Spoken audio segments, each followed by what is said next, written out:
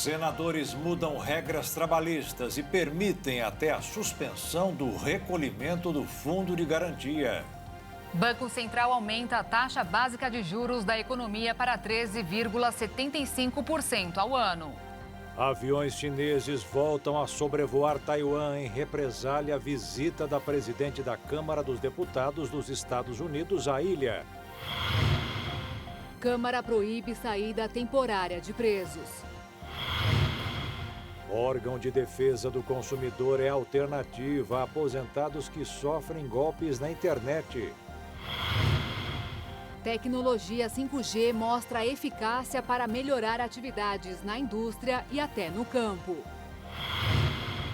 Definidas as regras para pagamento do auxílio aos taxistas e caminhoneiros. E o missionário Samuel Coutinho, um dos alicerces para a formação do ministério de R.R. Soares, foi promovido à glória eterna. Agora, no Jornal das 22.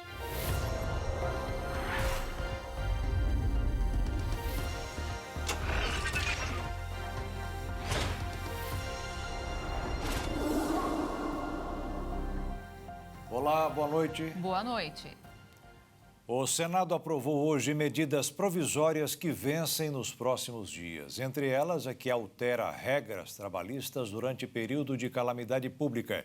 Quem tem mais detalhes ao vivo de Brasília é a repórter Jaqueline Fonseca. Boa noite, Jaqueline.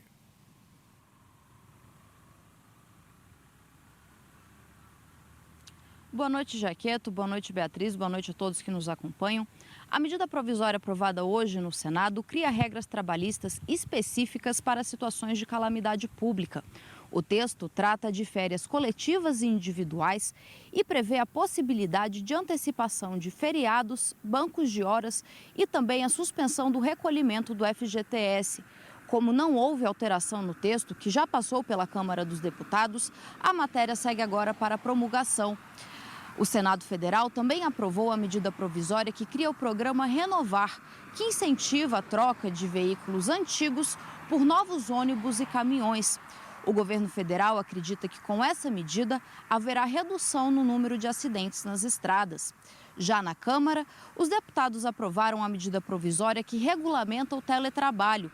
Pelo texto, os empregadores não precisam mais controlar as horas dos funcionários. A medida também altera o pagamento do Vale Alimentação. A votação na Câmara dos Deputados começou hoje cedo, por volta das 9 horas da manhã, e acabou agora há pouco. 39 itens estavam na pauta.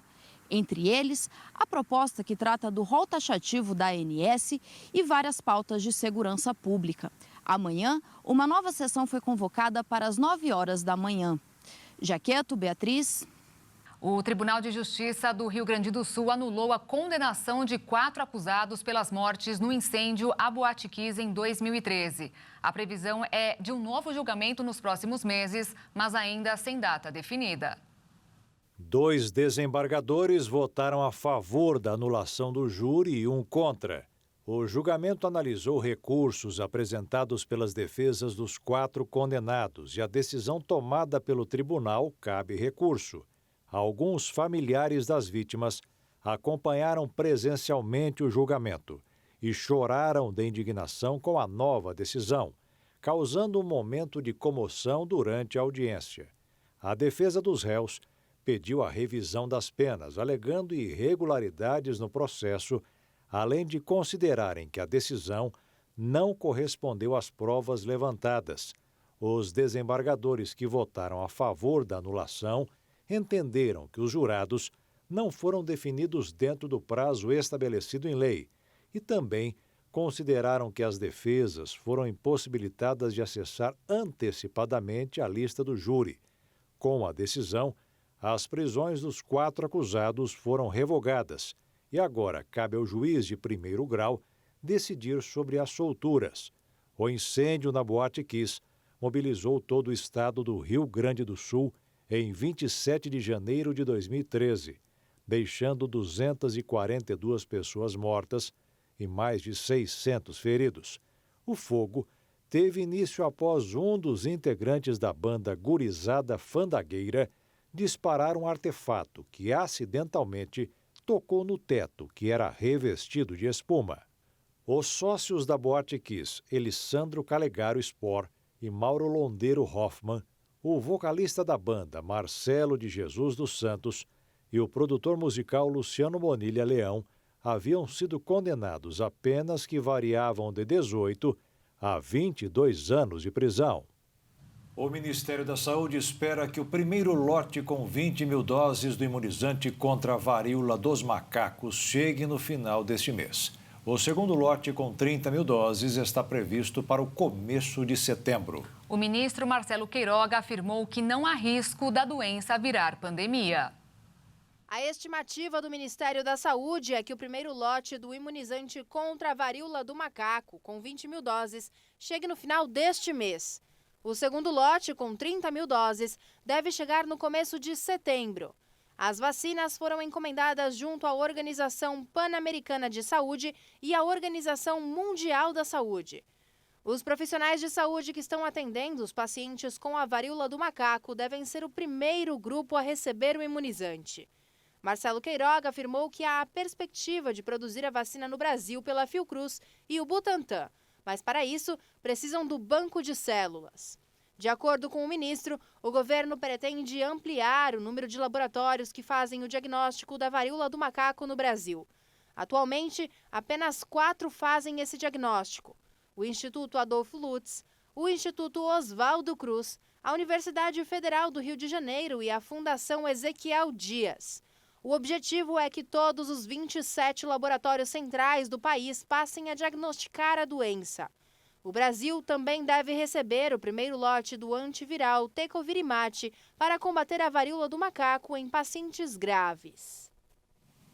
É importante lembrar que a prevenção é a principal forma de evitar a doença. Para se proteger, é recomendado o uso de máscaras, principalmente em ambientes fechados, se afastar de pessoas com sintomas como febre e lesões de pele e mucosa e evitar o contato físico. A Suíça relatou os primeiros casos de difteria após quase 40 anos. Pelo menos 8 pessoas foram diagnosticadas com a doença e estão isoladas em 2 andares do prédio do Centro Federal de Asilo de Berna para controlar a disseminação. A difteria é uma doença transmissível por meio da tosse, espirro ou por lesões na pele e causada por bactéria que atinge as amígdalas, faringe, laringe e nariz. A forma mais eficaz de prevenção é a vacinação. E veja a seguir: Câmara proíbe saída temporária de presos. E ainda, tecnologia 5G mostra eficácia para melhorar atividades na indústria e até no campo.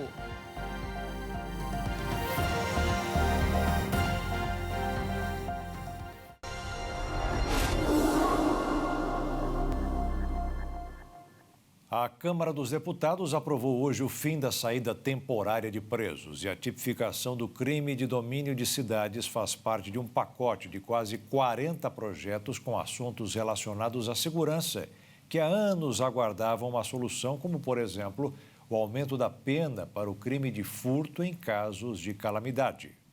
O projeto aprovado na Câmara nesta quarta-feira dobra a pena para crimes de furto em desastres ou tragédias, como saque de caminhões em acidentes de trânsito ou furto de comércios e residências atingidos por deslizamentos ou alagamentos. Pelo texto, crimes dessa natureza serão penalizados com prisão de 2 a 8 anos. O projeto é de autoria do deputado Júnior Amaral, do PL. O texto aprovado na Câmara segue para análise do Senado. Hoje, criminosos lamentam a aprovação desse projeto. Eu, como policial militar, presidente, diversas vezes realizei prisões de abutres que aproveitam de condições fragilizadas das vítimas nos acidentes automobilísticos. Outra proposta discutida no plenário nesta quarta põe fim às saídas temporárias dos detentos do regime semiaberto. O benefício da saída temporária é prejudicial à sociedade, porquanto o poder público sempre há de despender adicionalmente toda sorte de recursos para combater a criminalidade advinda desta prática, cujas estatísticas demonstram aumentar sobremaneira o número de ocorrências criminais nos períodos posteriores à sua concessão. Não menos importante, revela-se inconteste que uma grande quantidade de presos aproveita a oportunidade da saída temporária para se evadir do cumprimento da pena. Também entre os projetos que alteram a legislação na área de segurança pública, a Câmara discute a proposta de autoria do vice-líder do governo, o deputado Sanderson, que inclui o crime de domínio de cidades no Código Penal. O objetivo é criar uma punição específica para ações criminosas, como as que ocorreram em Araraquara, no interior de São Paulo, e Criciúma, Santa Catarina. Nestes dois casos, os criminosos fecharam ruas, usaram moradores como reféns e escudos humanos e destruíram estruturas públicas. Um projeto que busca endurecer penas, dar tratamento mais rigoroso para aqueles que insistem em atacar a população brasileira, em atacar, sobretudo, municípios do interior do Brasil. E com esse projeto de nossa autoria, além de a pena ser de até 40 anos de reclusão, nós também estamos classificando essas ações como crimes hediondos. O Comitê de Política Monetária do Banco Central decidiu elevar a taxa Selic em meio ponto percentual, passando de 13,25% para 13,75% ao ano. É o 12º aumento consecutivo na taxa de juros e, com isso, a Selic alcançou o maior patamar desde novembro de 2016. Os analistas do mercado financeiro projetam que a taxa deve permanecer no patamar atual até maio de 2023 e que termine em 10,5% ao ano. Nesta quarta-feira, o dólar fechou em leve queda, em dia de instabilidade, à espera da decisão do Banco Central sobre a nova taxa básica de juros brasileira, a Selic. A moeda norte-americana caiu 0,02%, encerrando em R$ 5,27 na venda. E a Bolsa de Valores teve alta de 0,40%, com 103.774 pontos. A Confederação Nacional da Indústria publicou os números para a indústria em junho. Segundo os dados da CNI, a indústria teve alta no faturamento, no emprego e nos salários. As altas nas indústrias foram mostradas na pesquisa Indicadores Industriais relativa ao mês de junho, divulgada nesta quarta-feira pela Confederação Nacional da Indústria. Os dados refletem um ambiente econômico mais favorável para a indústria de transformação, que atingiu o ponto mais alto de 2022. Segundo a pesquisa, ela ainda enfrenta dificuldade para conseguir aumentar a produção, mas na medida em que a atividade econômica se recupera, tem obtido avanços graduais. Além disso, o segmento tem conseguido contornar ou minimizar as dificuldades relacionadas ao fornecimento de insumos e matérias-primas. Na comparação com maio, os indicadores industriais apontam ainda uma alta do faturamento real da indústria de transformação de 0,9%. Este foi o segundo aumento consecutivo, levando o índice para o maior patamar do ano. Ainda segundo os dados, o faturamento chegou ao mesmo nível de um ano atrás, ficando apenas 0,1% abaixo do índice de junho de 2021. Já com relação aos empregos, foi registrado um avanço de 0,4%. A pesquisa mostrou também que as horas trabalhadas na produção se mantiveram estáveis em junho após o avanço de maio, ou seja, próximo ao do começo de 2022 e acima do praticado em 2021. Os benefícios da tecnologia 5G, que está sendo instalada em algumas regiões do Brasil, vai além da velocidade e interação nas redes. A nova internet, como está sendo chamada, poderá auxiliar também as indústrias e, principalmente, o campo. A nova tecnologia, que permite velocidade até 100 vezes maior que a rede atual, já foi lançada comercialmente em Brasília, Belo Horizonte, João Pessoa e Porto Alegre. E ainda essa semana, a 5ª geração da telefonia chega a São Paulo. Mas um dos pontos principais para a implementação do 5G não é simplesmente para o conforto dos usuários de internet e smartphones, mas inovar principalmente a parte de produção, tanto na indústria de transformação quanto na agroindústria. Graças ao 5G, a indústria 4.0 está pronta para dar um salto no uso de inteligência artificial e realidade aumentada. Por exemplo, na indústria automobilística, os robôs serão capazes de operar em tempo real a linha de montagem dos carros. E são precisamente essas as características da nova conectividade, que entrega uma maior velocidade, menor quantidade de atraso nas informações e, principalmente, uma alta densidade de processamento. Dessa forma, permite melhorar o controle da produção, deixando os processos mais eficientes e utilizando energia, materiais e infraestrutura de forma estratégica. Mas se engana quem acha que o 5G só trará benefícios para a indústria. A tecnologia mudará especialmente a forma como o agronegócio é estabelecido, alavancando ainda mais o setor. Isso porque a tecnologia digital poderá ajudar na democratização e ajudar os pequenos agricultores a ter mais escala de produção. Com a agricultura inteligente, será possível medir com precisão as variações no campo e adaptar estratégias de acordo com as informações coletadas. E assim, aumentar significativamente a eficácia dos defensores agrícolas e fertilizantes.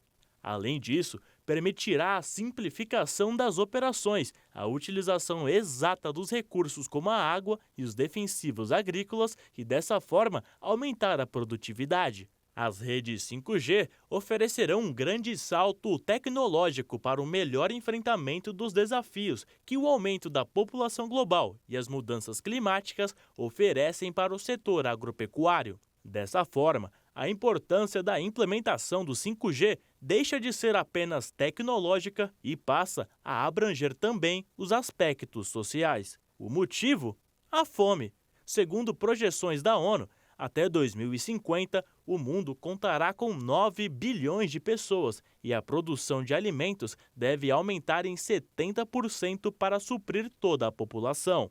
Como o Brasil tem um papel relevante na produção alimentar mundial, a chegada do 5G agora fará com que, de certa forma, o agronegócio produza e exporte ainda mais, facilitando a distribuição ao resto do mundo. E veja a seguir, órgão de defesa do consumidor é alternativa a aposentados que sofrem golpes na internet. E veja também, aviões chineses voltam a sobrevoar Taiwan em represália à visita da presidente da Câmara dos Deputados dos Estados Unidos à ilha.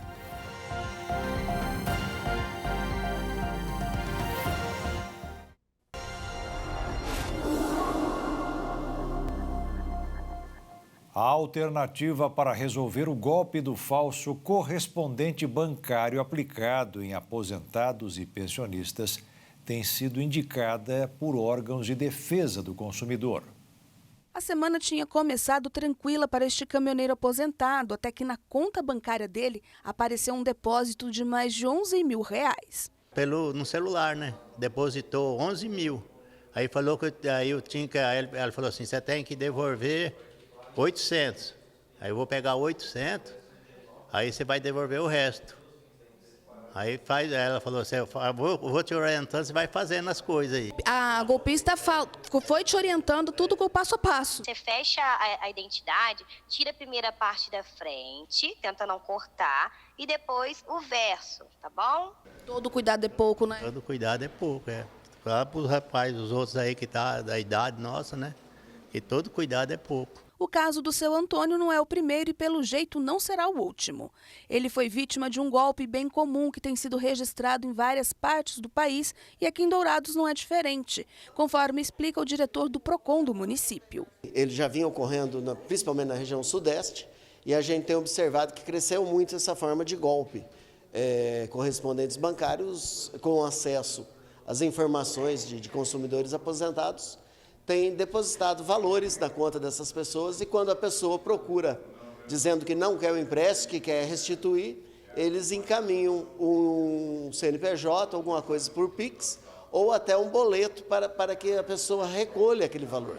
No entanto,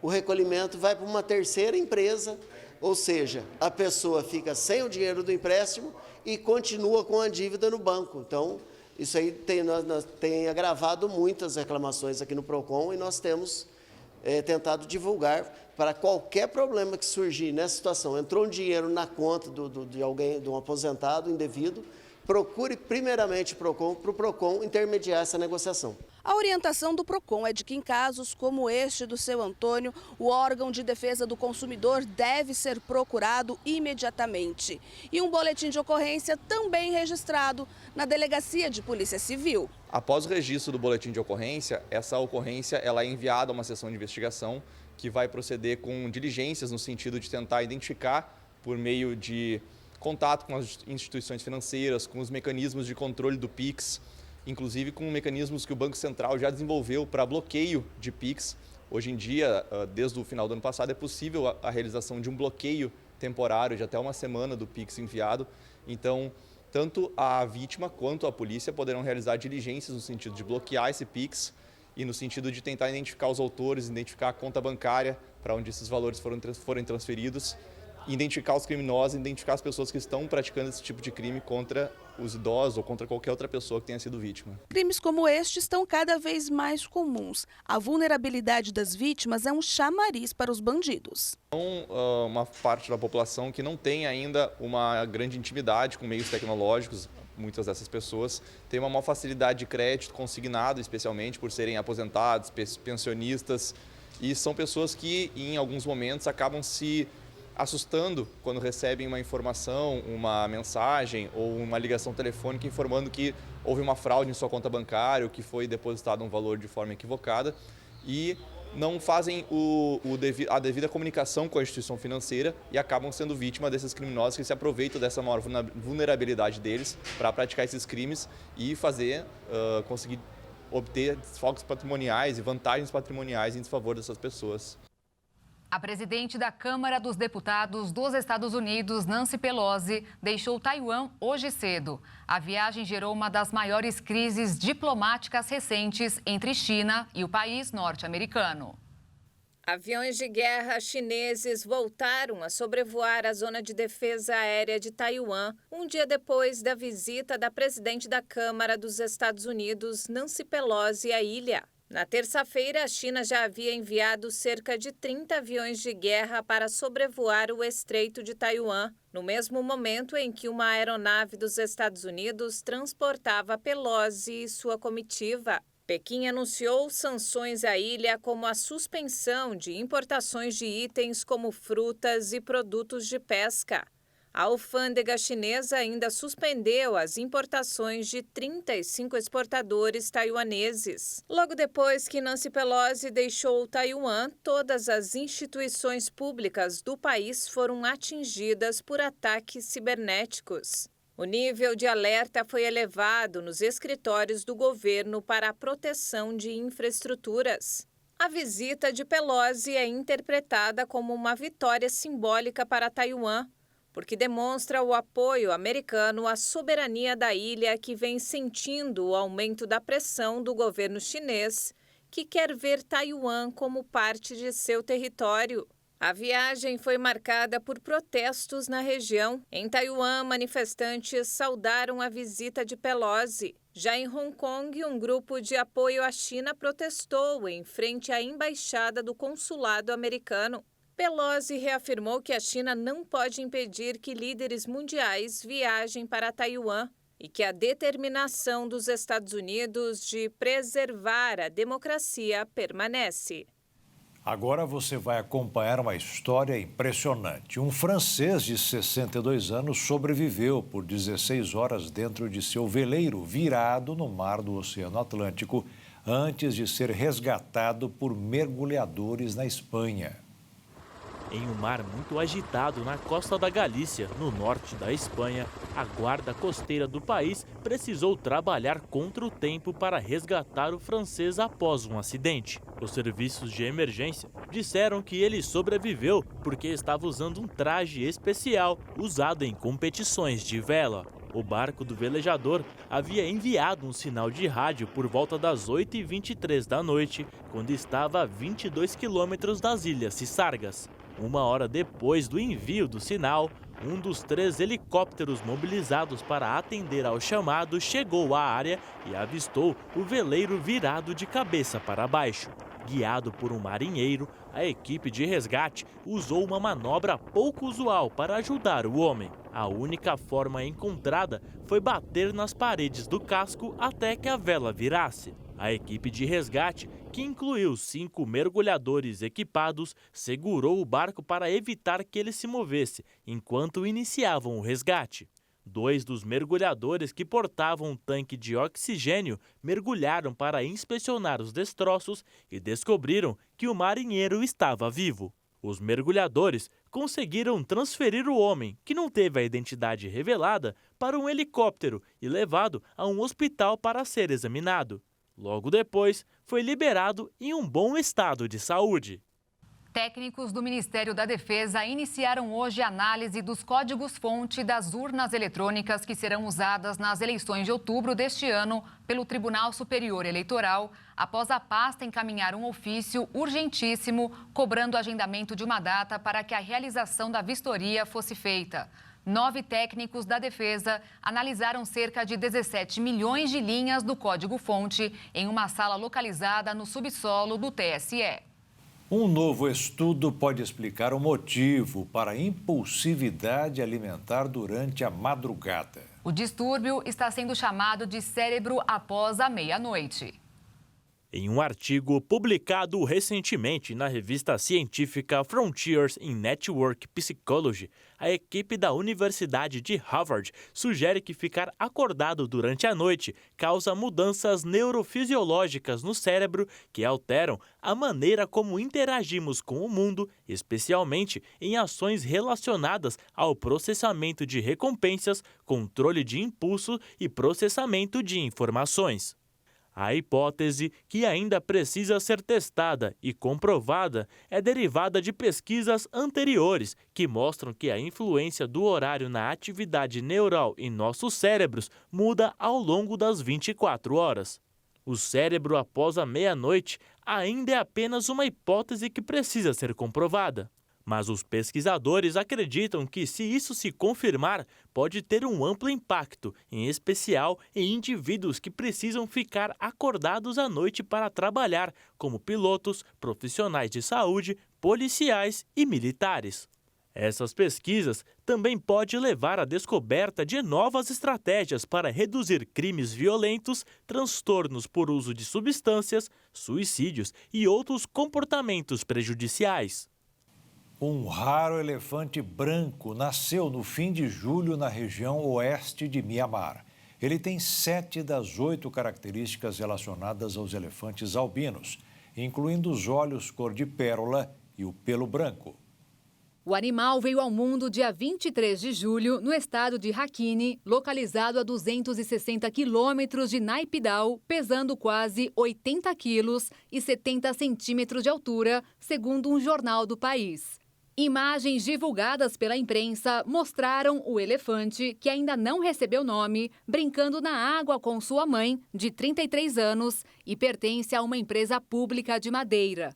Atualmente existem 6 elefantes brancos em cativeiro em Naypyidaw. Culturas regionais do Sudeste Asiático associam o elefante com a realeza e seu nascimento indica a chegada de um período próspero. Aliás, tranquilidade e paz é o que os moradores de Mianmar mais querem e precisam, já que o país passa por um momento de tensão e caos desde fevereiro do ano passado, quando sofreu um golpe de Estado pelos militares.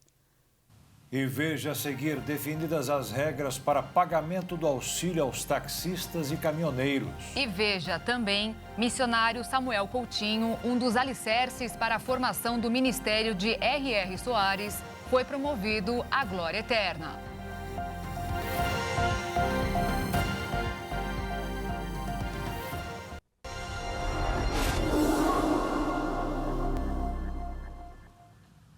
O Ministério do Trabalho e Previdência informou hoje que 301.505 taxistas poderão receber o benefício emergencial aos motoristas de táxis na primeira rodada de pagamento no dia 16 deste mês.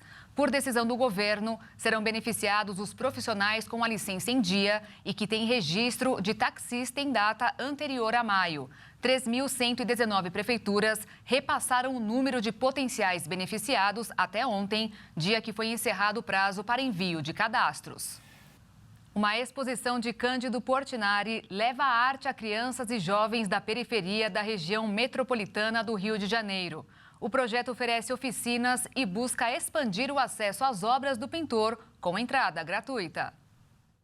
Quem chegar ao Palacete Princesa Isabel, em Santa Cruz, até o dia 13 de agosto, poderá mergulhar numa jornada cultural através da obra de Cândido Portinari. A exposição Portinari, Arte e Meio Ambiente levará réplicas de 22 obras do pintor com temas relacionados ao meio ambiente e à natureza brasileira, as crianças e os jovens daquela região. A região de Santa Cruz foi escolhida a primeira parada para a exposição por ter sido recentemente reconhecida como bairro imperial, por ter abrigado a Casa de Veraneio da Coroa Portuguesa. Mas além do bairro, a amostra também passará pela Rocinha, Pavuna, Laranjeiras, Madureira e Duque de Caxias e tem como principal objetivo democratizar o acesso ao acervo do pintor, levando a cultura para diferentes classes sociais. Além de aproximar o acervo do pintor às mais diversas regiões e realidades brasileiras, as exposições itinerantes realizam atividades com crianças e jovens, utilizando diversas técnicas e linguagens da arte como forma de ampliar o diálogo, gerar empregos locais e aproximar os públicos. A inauguração da exposição contou com a participação de mais de 100 jovens do ensino médio e outros visitantes. O missionário Samuel Coutinho, um dos alicerces para a formação do Ministério de R.R. Soares, foi promovido à glória eterna. O fundador da Igreja Cruzada do Caminho Eterno, como se intitulava apóstolo primaz, Samuel Coutinho, recebeu homenagens de familiares e amigos nesta quarta-feira no cemitério do Pechincha, no Rio de Janeiro. Nascido no dia 13 de fevereiro de 1940, Samuel Coutinho dedicou anos ao ministério evangelístico. Veio do campo, da roça, que chegou aqui, eu não sei nem a Esther, naquela época o tio Fidelis também, que é o Fidelis Coutinho, irmão dele, que também começou a obra com ele. Posteriormente veio para o Rio, ele trouxe os outros irmãos dele, ele começou vindo para o Rio, participando de algumas igrejas, conhecendo, teve passagem pela Casa da Bênção, fez parte da Nova Vida. Quem iniciou o ministério junto com Coutinho foi o missionário R.R. Soares. A gente era muito amigo. Aí começando a conversar, eu falei, Coutinho, você não acha que Deus está nos chamando por uma obra? Soares, eu acho. Então vamos fazer o seguinte, eu não vou contar para minha mulher, nem você para a sua. Nós vamos orar aqui agora. E se for de Deus, ele vai dar o sinal para nós. Aí um mês depois, o Cecílio nos chamou e pediu que nós sentássemos. Aqui estava o Cecílio, do outro lado estávamos nós na mesa. Ele disse, irmãos, todo líder quer crescer a igreja. Se for depender de mim, a minha igreja será a maior do mundo. Mas eu estava orando sério para vocês dois e Deus me falou claro e distintamente que eu tenho que, Cecílio Carvalho Fernandes, tenho que ungir vocês como pastor e aí vocês seguem o caminho de vocês. Vocês não são para essa obra. Eu virei para ele assim, você falou para sua mulher? Não. Você falou também? Não. Ele, o que você falou? Aí contamos para ele, então é uma prova que é de Deus. Eu senti no coração, dia 15 de abril, é o dia do meu aniversário, eu vou ungir vocês, 75 isso, e a partir de então vocês podem fazer a obra de Deus. Após Samuel Coutinho, aos 81 anos, ser acometido por uma pneumonia, ele precisou ser entubado, mas não resistiu. Muito chegada a ele. Ele não queria que eu chorasse, por isso que eu não quero. Ele pediu isso e eu sou obediente a ele. Hoje eu não vou chorar não, porque eu amo ele demais, eternamente. E eu tenho certeza que eu e minha família serviremos ao Senhor e hei de encontrar ele na glória. É um homem que ajudava, que dava instrução, conselhos, entendeu? Muitas coisas na minha vida que eu realizei foi opiniões que ele me deu, eu aproveitei porque eram coisas válidas para a vida da gente, né? Então eu estou satisfeito com o que ele me deu, com o que ele falou para mim, ensinou e caminhamos juntos, fazendo o evangelho também, pregando ensinando as pessoas, cooperando de um lado ao outro com o Evangelho. Né? Ele sempre foi esse homem de Deus e sempre passou isso para a gente, a certeza da salvação, um homem que viveu a vida toda, sempre falando de milagre, de cura, de fazer oração.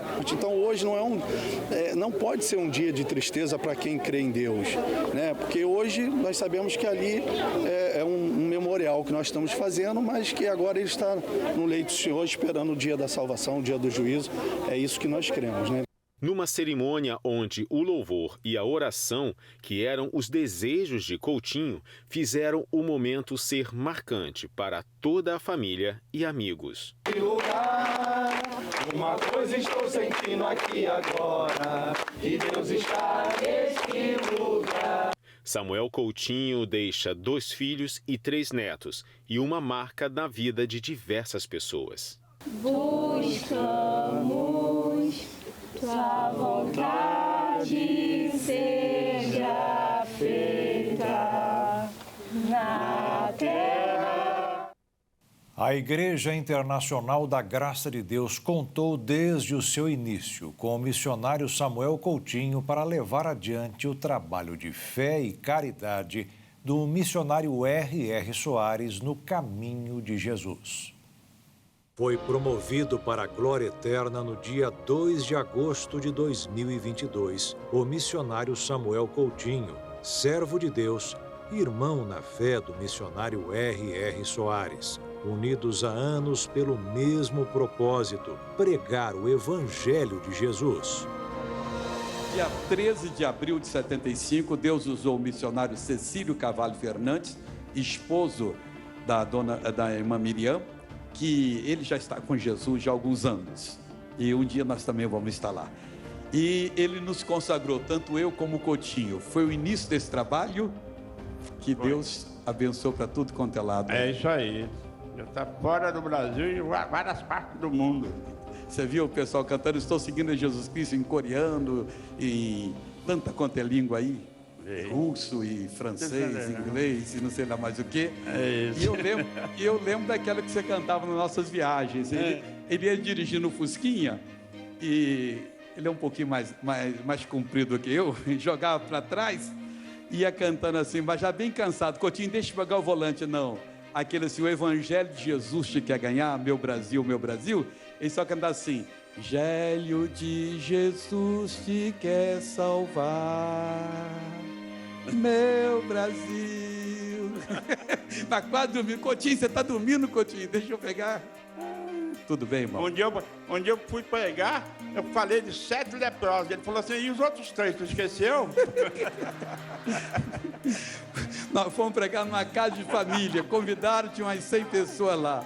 E o Coutinho empolgado, e Jesus curou os 7 leprosos. Terminou o Coutinho. Abre o bolso e procura 3 que você escondeu aí. Olha, minha mãe estava conversando ali, falando dos milagres que aconteciam. Quando nós começamos, um dia que ajoelhamos no meio-fio, eu e ele, e disse assim, os missionários nos consagrar, nós vamos para o mundo todo. E Deus confirmou que fomos consagrados e estamos aí. Há 10 anos atrás eu disse lá na Vetronão, estava começando. Hoje o missionário já começou, já explodiu e vai muito mais. Através da unção derramada sobre eles, juntos compartilharam experiências únicas e inesquecíveis. 75 ou 76, eu recebi uma notícia que um primo tinha ficado louco lá no Espírito Santo. Eu cheguei na minha terra, minha tia tinha ido para Cachoeiro do Tapimirim, que o filho estava internado lá. Fomos para lá. A minha tia não, a ele tinha sido levado. Eu falei, a senhora vai com a gente? Vou. Então colocamos no carro.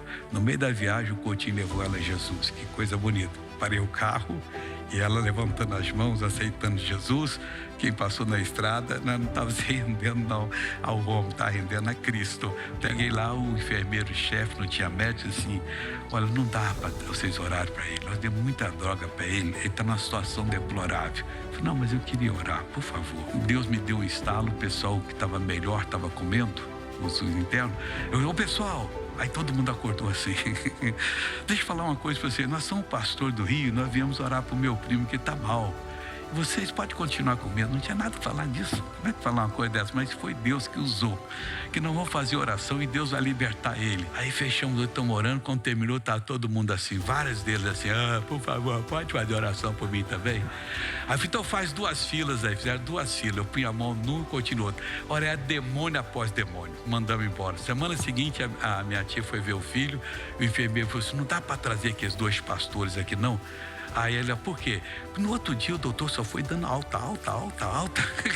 Olha que coisa bonita. O trabalho missionário realizado por Coutinho, com certeza, permanecerá como legado para as próximas gerações.